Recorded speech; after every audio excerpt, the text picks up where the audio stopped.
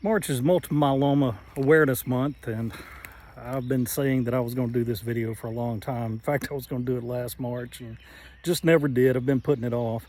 But I thought I'd just tell my story, but it is my story, but it's really a story about everyone. So March 30th of 2016, I was sick. I started coughing. I was standing in the shower, and it caused my L5 vertebra to collapse.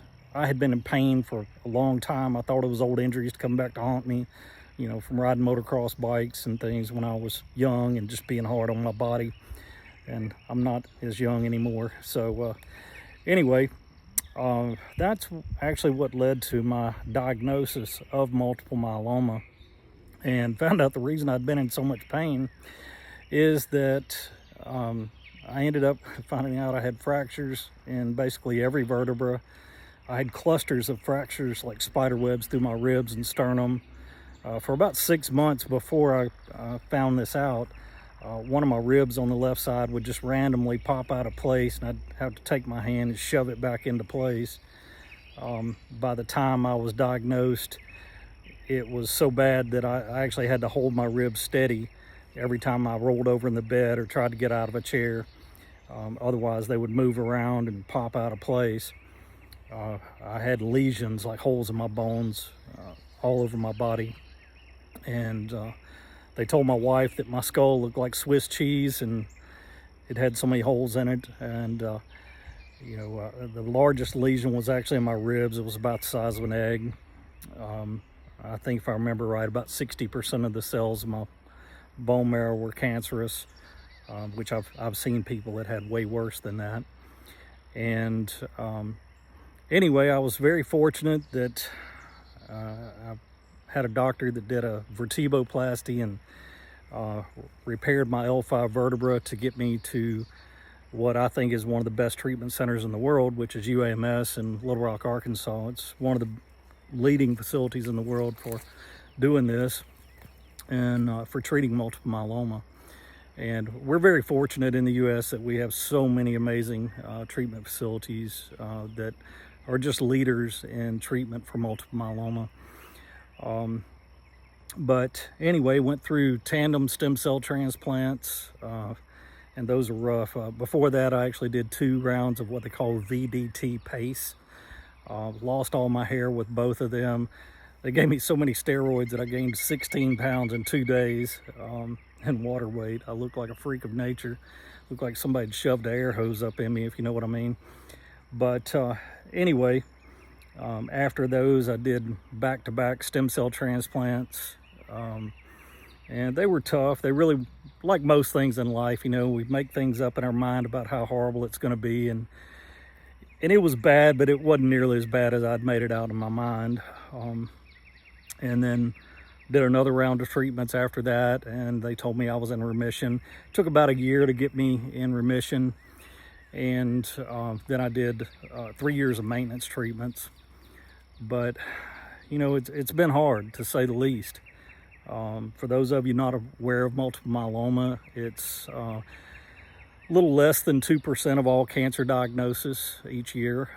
It is a cancer of the blood, and basically it can affect your bones and your organs. I was very fortunate that I didn't have any kidney damage like so many people do.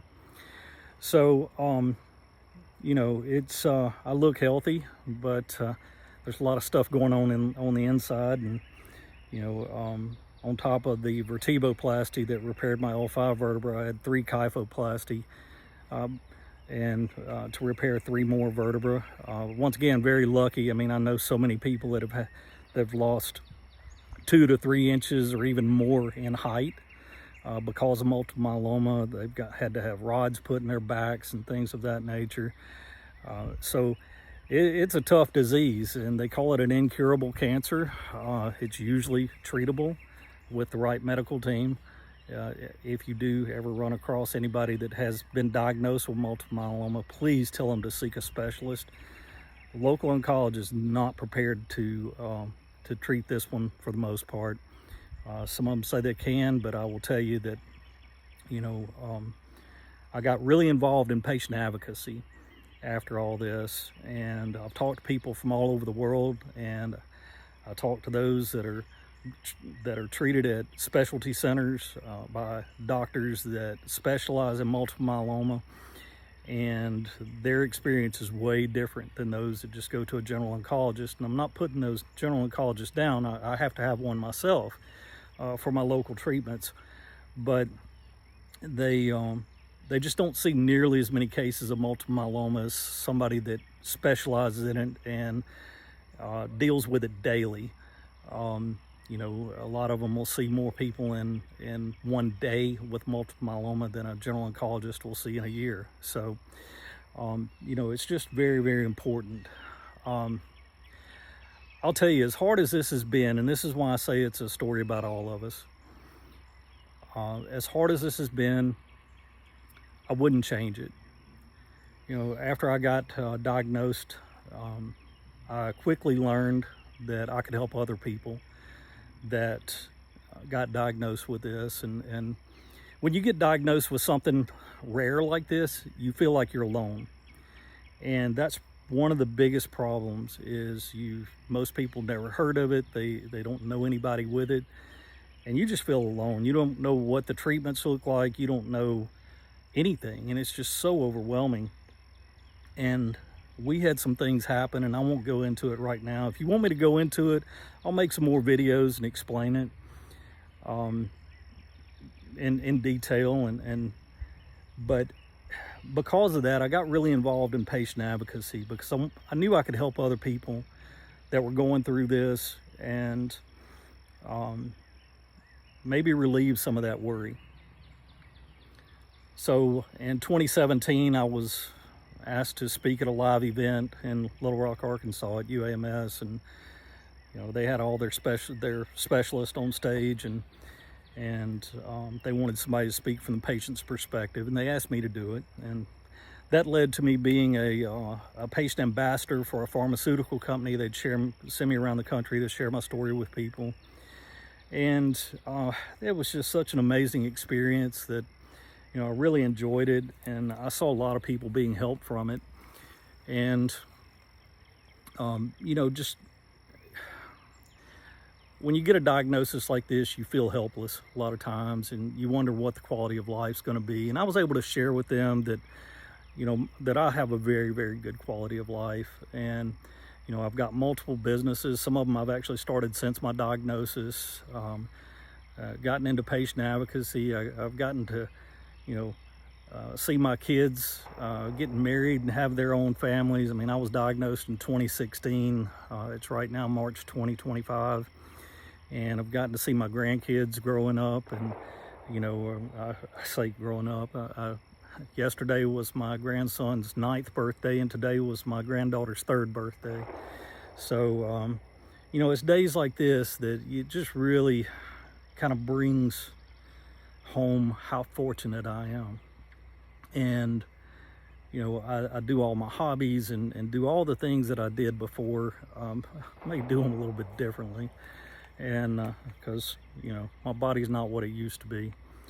But that's the message that I try to share with people, is that there is hope for a good quality of life. And you know, and people need to hear that.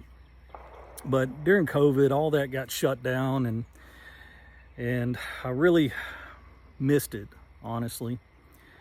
And so March 27th of 2023, I started a Facebook group called the Multiple Myeloma Warrior Community. I thought it would take a year to get 1,000 members, and so we're coming up on the 2-year anniversary just in a few days. Today is the 22nd, I think. Anyway, that's a shame since it's my granddaughter's birthday, right? But anyway, you know, we just hit 9,400 members, and it's gone global. And I see it just impacting people's lives in a very positive way. I also got my involvement through that led to a relationship with a company called Polygon Health. And through that, I had an idea to create a technology platform to connect patients and caregivers and medical professionals and researchers and nonprofits all together in one place We called it Multiple Myeloma Patient Connect, and we've already got over 2,000 members. I had that idea. I truly believe it was a God moment in January of 24, and I just happened to know the right people. And once again, I think that was a God thing, because too many things happen for it to be circumstances. And the Polygon team, they were all on board when they heard my idea. And now we've actually launched not only the one for multiple myeloma, we just launched one for juvenile myositis, and also for bladder cancer. So those have just launched. This technology can be used for anybody, any medical condition or disease. And like I said, the idea for it just came to me in the middle of the night. The reason I'm looking around, I'm actually standing in the swamp behind my house, believe it or not. I'll flip the camera around so you can see it, and or at least I think I will. Well, anyway, so here, I'll turn around this way. I'm using my gimbal for the first time, and I don't even know what I'm doing. So you can see the swamp, but back to my story.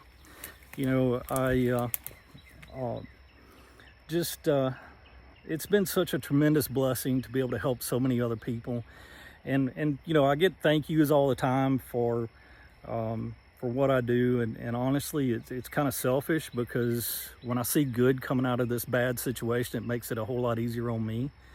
And so I have my own selfish reasons for doing it too. So I guess it's a win for everybody, and that's good. But the reason that I say this is a story about everyone is this: every single one of us are going to have very difficult times in our lives. We're going to face hardships and tragedies. It may be health, marriage, money, maybe the death of somebody close to you. You might be the victim of a violent assault. At the end of the day, we have a choice to make, and that is that we can be victims of our circumstances, or we can be victors over our circumstances. I know that's not always easy.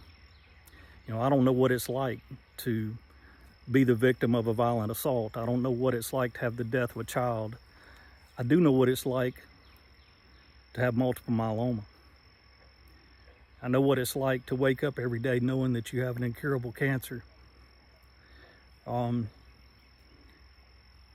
know what it's like to be in pain all the time and have to push through it. And some mornings you just don't feel like getting out of bed. But, you just get up and go. This morning, for example, I was laying in bed, my back was hurting, I didn't feel very well. I've been struggling with energy a little bit lately. And it's probably due to the treatments, and probably because I don't eat right and exercise right. So some of it's my own fault. But, I just didn't want to get up this morning, but my son and his wife were taking my granddaughter to the zoo this morning, and they had invited me, and so I made myself get up and go, and I was so glad I did. And, we all face those times, and I can promise you I've faced more than just this, especially having multiple businesses. It's been very stressful at times, to say the least. But we have a choice to make. And the other thing I'll say is that when I was diagnosed, one of the things that really hit me was how did I want the people around me that I loved and cared about, how did I want them to see me and remember me? And how would I want them to act if it was the roles were reversed and it was them in that situation? Would I want them to be upset and mad at the world, or feeling sorry for themselves, or would I want them to get up and get rolling, and face it with courage and a positive attitude and humor? If you hear the gunshots in the background, I live in Louisiana, forgive me. Anyway, you know, that's what really drove me. It's like, what kind of legacy am I going to leave behind? You know, are they going to remember a guy that was angry at the world, or are they going to remember a guy that laughed when half his mustache fell out? And yes, that did happen to me. After my first stem cell transplant, my hair had fallen out, my beard had fallen out, and my mustache was just like it is right now. And I got in the shower, and when I got out of the shower, I was drying off, and I looked up in the mirror, and the left side of my mustache was just smooth, like somebody had just shaved it off.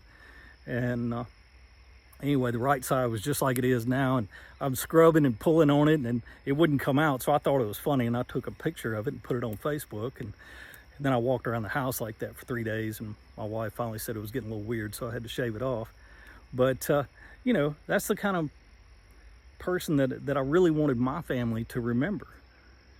And whether my day was that day or 30 years from then, you know, it made me think a lot about my legacy and what I wanted to leave behind, who I wanted them to remember.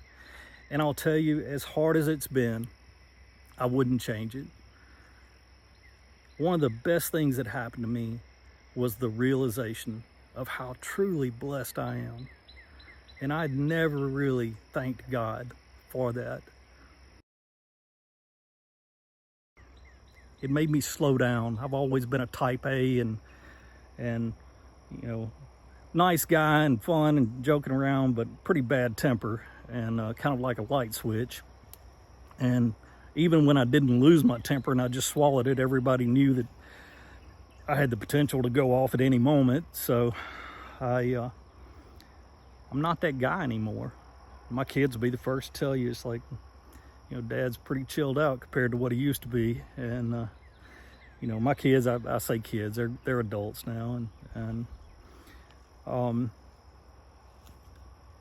I won't go into it right now, but once again, if you want me to, I'll just make comments and I'll go into it. But I had a couple of things happen to me during all this early on that just brought me God's peace, and there's no other way to explain it. And from that moment on, I never worried about being a burden to my family, which was my biggest concern. I'd rather talk about death than being a burden to my family, like most guys. You know, I never worried about finances. I never worried about living or dying. You know, I just had a peace come over me that is hard to explain.